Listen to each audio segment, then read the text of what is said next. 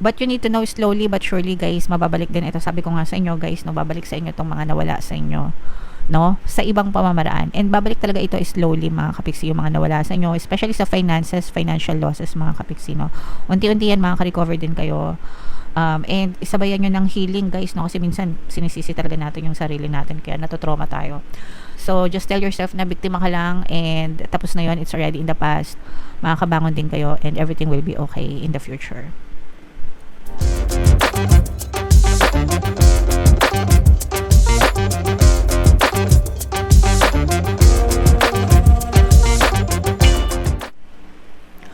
Hello guys, hello Gemini, welcome back to Pinoy Pixie Tarot. Ang pamagat ng episode natin for tonight is Story Mo Ba To? Ito isang timeless reading para sa Gemini, Sun, Moon, Rising, Sign, and Venus. Sa reading na to guys, titingnan natin where you are right now, mga potential and challenges nyo, what you need to focus on, your past, present, and future energy guys, mga suggested approach, and yung potential future ng story na to. So shuffle ko yung cards guys, hanapin ko yung energy ng Gemini.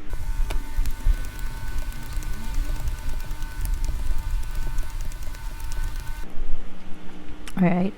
So, Gemini guys, kayo ay represent ng Queen of Swords sa ating spread.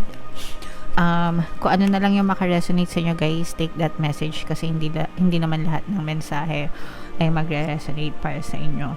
So, where you are right now, mga kapiksi, this is an earth sign energy guys, Cancer, Capricorn, Taurus, Virgo. For some of you, you may be dealing with an earth sign mga kapiksi, or maaaring may earth element kayo sa inyong natal chart. Pero dito guys, parang nararamdaman natin na ang fino-focus ng inyong attention ngayon is more on kaperahan guys. Maaaring meron kayong mga pinagsisisihan na mga desisyon na may kinalaman sa kaperahan or sa inyong kabuhayan. Parang pwedeng may mga missed opportunities kayo guys in the past na pinagsisisihan nyo na may kinalaman sa trabaho, sa negosyo, or sa investment mga kapiksi. And parang right now, you're still contemplating over it guys. Parang iniisip nyo pa sila, hindi pa kayo naka-move on, ganyan. And yung iba sa inyo guys, parang nararamdaman ko na iniisip nyo kung paano nyo mababawi or mababago yung sitwasyon nyo mga kapiksi. And this is more on a challenge. This is more on parang scam guys, no? Baka na-scam kayo, ibig sabihin, or na-betray kayo pagdating sa kaperahan. So ibig sabihin, pwedeng yung iba sa inyo natakasan ng pera, na denggoy, na scam, no? Pwedeng mga ganun mga kapiksi. So pwedeng scam na investment, o kaya naman utang na tinakbuhan, hindi binayaran, yung mga ganun. Or pwedeng nagkaroon kayo ng issue with a particular person tungkol sa pera mga kapiksi. So maaaring may mga ganyang pinagdadaanan kayo, and parang iniisip nyo kung paano nyo sila mababawi, or paano kung paano kayo makaka-recover, especially if meron kayong mga losses. Okay?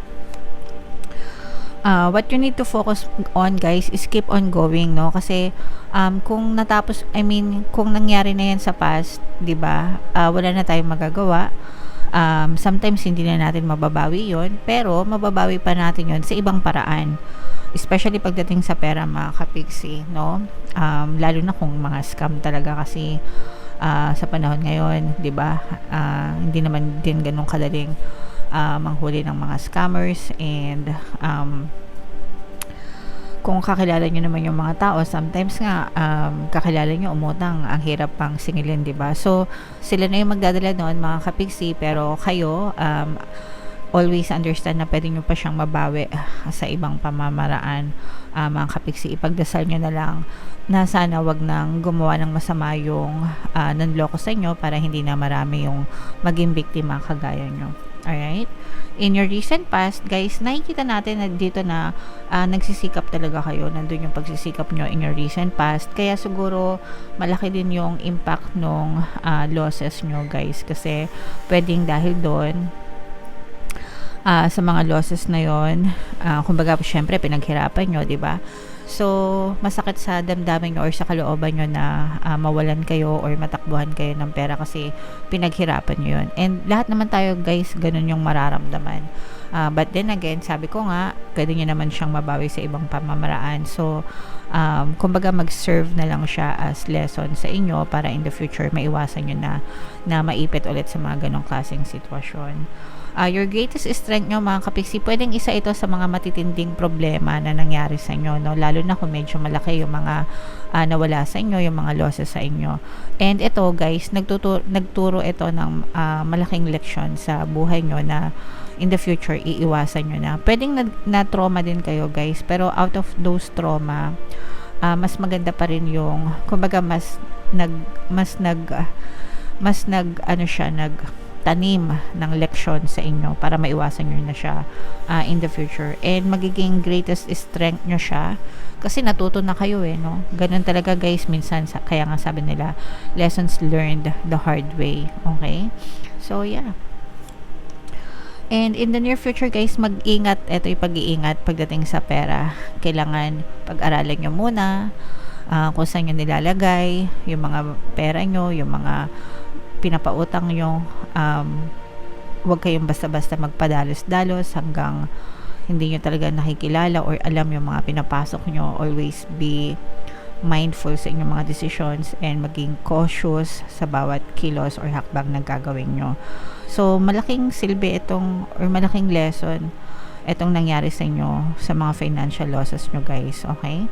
So, kumbaga magiging reference nyo na yan mga kapiksi in the future. Yung mga suggested approach, matuto kayong tumalikod guys sa past, tapos na yon. And matuto rin kayong kumilatis ng mga tao na kung sino yung mapagkakatiwalaan nyo and hindi nyo mapagkakatiwalaan. Matuto kayong magsabi ng no, kasi minsan hindi tayo makapag-no lalo na sa utang, 'di ba? Or pahiram ng pera, lalo na kung kakilala mo or close sa'yo. Pero sometimes talaga guys, kailangan natin gawin yung no, no? Kailangan tayo magsabi ng no. Or at least mag-set kayo ng boundaries mga kapiksi, no? Sige po, utangan kita pero hanggang ganito lang kasi ito lang yung kaya ko. Yung mga ganon. Kasi parang ano din siya, parang alam mo yun, nagsisilbi din siyang protection mo. I mean, naintindihan natin na gusto natin silang tulungan, pero kailangan mo rin protektahan yung sarili mo 'di ba? Kasi if not, ikaw din naman yung magsasuffer. So, sinong tutulong sa iyo? Tumulong ka sa kanila, pero sinong tumulong sa iyo, 'di ba? So, ikaw yung tutulong sa inyo mga kapiksi. Kaya it's okay to say no, or it's okay na mag-set ng boundaries and limitations mga kapiksi. Huwag kayong mag-guilty doon, okay? What you need to know guys is marami pa rin nagmamahal sa'yo, especially sa pamilya mo, no? Kumbaga, lalo na kung talaga nagkaroon kayo ng mga losses, tutulungan ka ng pamilya mo para makabangon ulit. And tsaka hindi natin nararamdaman yung sisihan, no? Kumbaga, hindi kasi sisihin ng pamilya mo na ikaw kasi, sabi ko sa'yo, ganyan.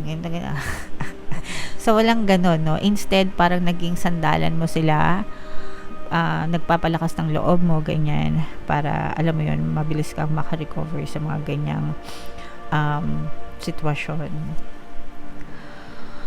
But you need to know, slowly but surely guys, mababalik din ito. Sabi ko nga sa inyo guys, no, babalik sa inyo itong mga nawala sa inyo, no, sa ibang pamamaraan. And babalik talaga ito slowly mga kapiksi, yung mga nawala sa inyo, especially sa finances, financial losses mga kapiksi, no. Unti-unti yan makaka-recover din kayo. And isabayan nyo ng healing guys, no, kasi minsan sinisisi talaga natin yung sarili natin, kaya natotrauma tayo. So just tell yourself na biktima ka lang, and tapos na yun, it's already in the past. Makakabangon din kayo and everything will be okay in the future. Yung potential future nyo guys, maaari pa rin kayo mag-suffer, or pwedeng nagsasuffer pa rin kayo ngayon sa mga financial losses na yan. Pero sabi ko nga guys, no, merong pag-asa na makarecover kayo and unti-unti makaangat or dumating, alam niyo yun, malampasan nyo din yung mga financial problems na yan. So wag lang kayong magmadali guys, and magsikap lang, just show up for yourself mga kapiksi, hanggang sa mabawi yung tuluyan yung mga financial losses nyo. Pwede kayo guys makinig ng ating mga pampaswerte subliminal sa pera, no, yung mga para mahatak yung pera, hindi ka na maubusan ng pera, blessings yan para masagana. So yeah, makakatulong yan guys para unti-unti makabawi kayo sa kaperahan nyo. guys. Okay? So, comment down below guys if naka-resonate kayo. Ito guys, i-mind nyo na itong mga good news sa kaperahan, ito mga pagbawi, financial recovery, mga kapiksi. I-mind nyo na sa comment section. Deserve nyo yan guys. And tingnan natin yung ganap sa inyo, Gemini, or additional message habang sinashuffle ko to. Panoorin nyo muna yung video natin regarding sa ating paano mag-manifest ng abundance video course. Kapiksi, sawa ka na ba sa mga struggles at hirap sa buhay mo? Masipag ka ba at masikap sa buhay ngunit hindi ka pa rin umaasenso? Ilang beses ka na bang nag-attempt magnegosyo at mag-invest pero palagi ka pa rin nalulugi? Sa pagkakataon na ito ay maaaring may subconscious beliefs ka na nagiging balakid sa iyong pag-unlad at pagyaman. Introducing, paano mag-manifest ng abundance video course. Dito ay matututunan mong ma-overcome ang mga balakid mo para tuluyan ka ng umunlad, umasenso, sumagana, maging matagumpay, successful at maswerte sa iyong kabuhayan, pera, trabaho, negosyo sa lapi at kaperahan ng bonggang-bongga. Dali, mag-send na ng email sa pinoypixitaro@gmail.com at simulan na ang iyong pagyaman ngayon. Alright, so sa lahat ng gusto mag-avail ng courses guys, naka-flash sa screen nyo. Una, meron tayong paano mag-manifest ng abundance video course. Meron din tayong email coaching, manifest your desires using the law of attraction, at saka paano mawala ang third party at magkaroon ng harmonious na relationship.